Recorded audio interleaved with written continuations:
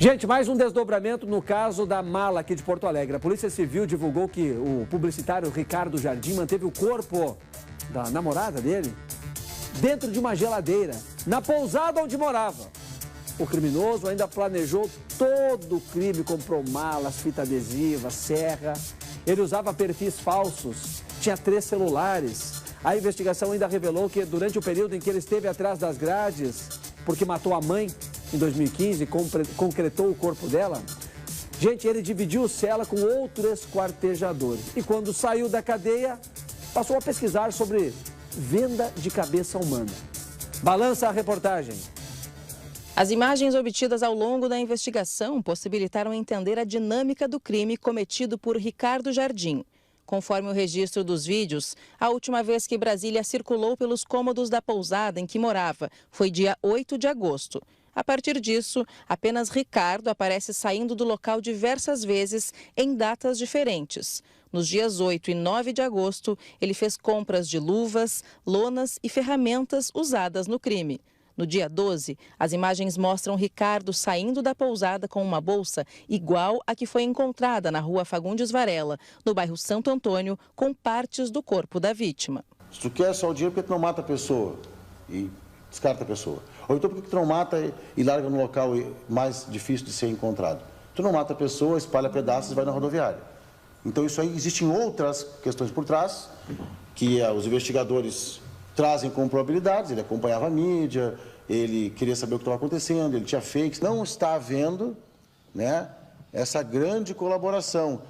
Há informações, ele traz informações, mas informações que sempre tem uma parte, né, faltando, ou que depois os policiais verificam que não procede, né, em parte procede, em parte não. Então, continua havendo esse tensionamento, e o próprio tensionamento se traduz, e eu tenho que dizer isso, no primeiro descarte, num local que dificilmente teria pessoas, veículos passando, câmeras, etc.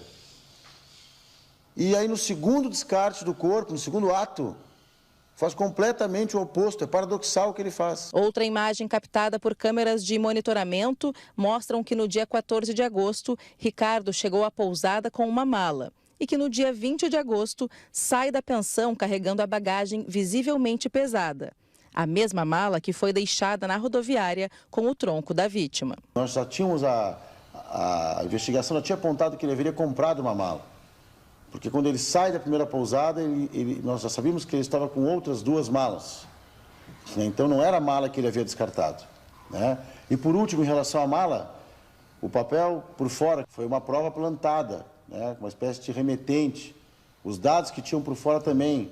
Os dados dentro tinham o nome de uma pessoa no papel, como se fosse sem querer, largado ali, uma pista falsa. Então ele se identificou para largar a mala. Ele identificou a mala e colocou aí no papel com outro nome ainda, todos nomes que não eram dele, nomes verdadeiros, de pessoas que existem, mas que não era ele. Conforme relatos de conhecidos, o namoro entre Ricardo e Brasília durou cerca de 1 ano. E como o criminoso tem um perfil calmo, educado e comunicativo, a polícia acredita que ele tenha envolvido a vítima de tal maneira que fosse difícil que ela desconfiasse da índole dele. Enquanto isso, ele mantinha perfis falsos nas redes sociais e escondia o fato de ser um foragido da polícia e de ter assassinado a própria mãe 10 anos atrás. De acordo com a perícia, Ricardo manteve o corpo da vítima em uma geladeira que ficava no quarto dela e só depois esquartejou o corpo. Em depoimento, ele negou que tenha cometido o assassinato e disse que ela teve um mal súbito. Exames, cujos resultados ainda não ficaram prontos, irão determinar se Brasília foi dopada, mas a causa da morte ainda não foi esclarecida. Esse corpo ficou sob refrigeração também há algum tempo, que a gente desconhece quanto tempo foi isso. Isso pode ter levado a diferentes etapas de putrefação desse corpo, né? Ele foi preservado, né? Dependendo da temperatura da geladeira onde ele estava, pode ter partes mais congeladas ou menos congeladas. Sabe-se lá como é que foi feito, se ele esquartejou e depois ele colocou na geladeira também. Nós esperamos que talvez, quando a gente encontrar a parte restante, a gente possa então complementar através da análise do todo, né? Individualmente, a gente não conseguiu estabelecer uma correta causa da morte. Não se pode afastar até, em tese, né, que possa ter ocorrido alguma outra coisa maior ou menor. Nós devemos ter essa semana também o término também dos exames laboratoriais, que vão nos dar uma ideia se a vítima foi ou não drogada, né? Então isso é importante também. As autoridades seguem as buscas pelo crânio da vítima, que, segundo o criminoso, foi descartado em uma lixeira na região da usina do gasômetro. O delegado responsável pela investigação diz que Ricardo se nega a colaborar com a investigação e dá informações desencontradas sobre o caso. A polícia acredita que, além da motivação financeira, existem questões do contexto pessoal do criminoso que contribuíram para que ele cometesse esse crime. E que Ricardo realmente acreditava que não seria identificado e conseguiria escapar da polícia. Uma das táticas que ele usou para isso foi a troca de mensagens com amigos de Brasília depois que ela já estava morta, dizendo que havia se mudado para o Nordeste do Brasil. Ricardo também usou o celular da vítima para fingir que ele e a namorada também estavam trocando mensagens. A intenção era despistar a polícia. As buscas continuam, é uma prioridade. Nós temos feito várias buscas, temos contado com a ajuda e o auxílio fundamental da Brigada Militar, do IGP, e a preocupação de alguns familiares que estiveram aqui, depois de tudo que aconteceu, né? Na realidade, foi 2 familiares que externaram isso, que é péssimo para a família, tudo que aconteceu, mas pelo menos ele estava preso, né? Isso que eles disseram, né? Que a preocupação deles é que ele pudesse fazer isso com outras mulheres. Que horror, gente. E se ele escapa dessa punição, ele vai matar outra pessoa ali na frente. Se for solto, daqui a pouco mata, porque é da cabeça dele fazer isso. Gente, essa criatura perversa do mal passou a conversa em todo mundo lá. Fizeram laudos, disseram que está tudo bem. Estava tudo ótimo, tudo tranquilo, que ele merecia ser visto além daquele crime que ele cometeu. Passou a conversa em todo mundo, gente letrada. Gente da lida daquilo ali, que faz só aquilo. Foi enganada por ele, enganada por ele.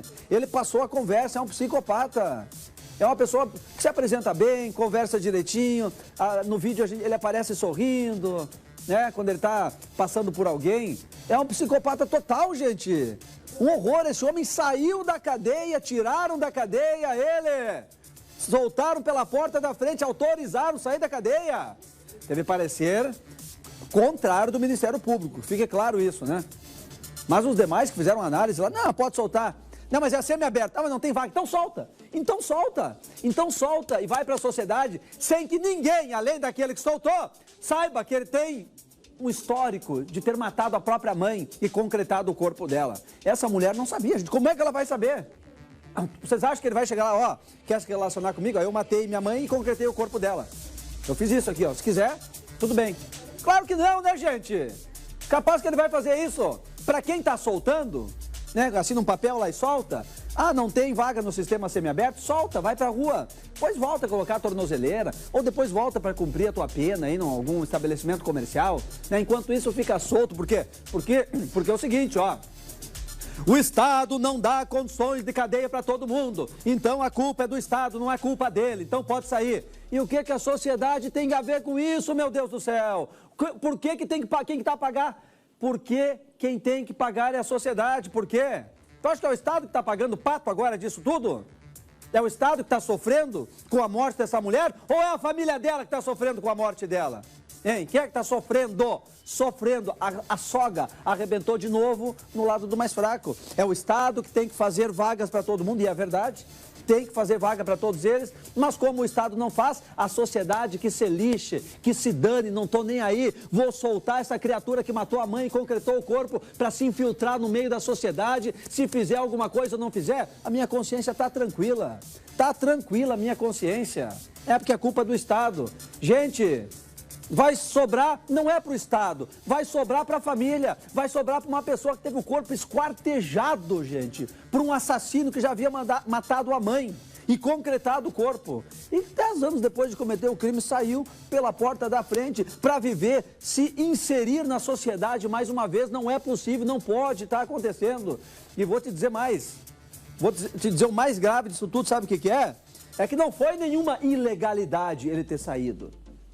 Não foi Tá tudo certinho. Bastou alguém interpretar a legislação favorável para ele e pronto. E pronto. Né? Não, mas não tinha outra alternativa. Tá, então o Ministério Público tá agindo fora da lei porque não queria que ele fosse solto. Ou se embasou também numa legislação para dizer, não, ele não pode sair ainda. Pelo amor de Deus, gente. Claro que tem uma interpretação favorável ao bandido. Uma interpretação que é favorável ao bandido, consequentemente, vai trazer um prejuízo para a sociedade, porque não tem como equilibrar. Se tu favorece bandido, tu desfavorece a sociedade aqui embaixo. Se tu favorece a sociedade, quem se dá mal é o bandido. Não tem, não tá ali, ó. É uma balança, gente. Vai pender para um lado ou para o outro. Mas é tão difícil compreender, né? É tão difícil, ou é fácil, mas como não acontece nada comigo, que toma a decisão, né? Vai acontecer com quem está lá fora, ele não vai se relacionar com alguém que está no judiciário ali, gente que sabe quem ele é, não vai se relacionar com as pessoas que têm condições de descobrir quem ele é. Vai lá numa pousada humilde, num cantinho, lá na zona norte da capital, né?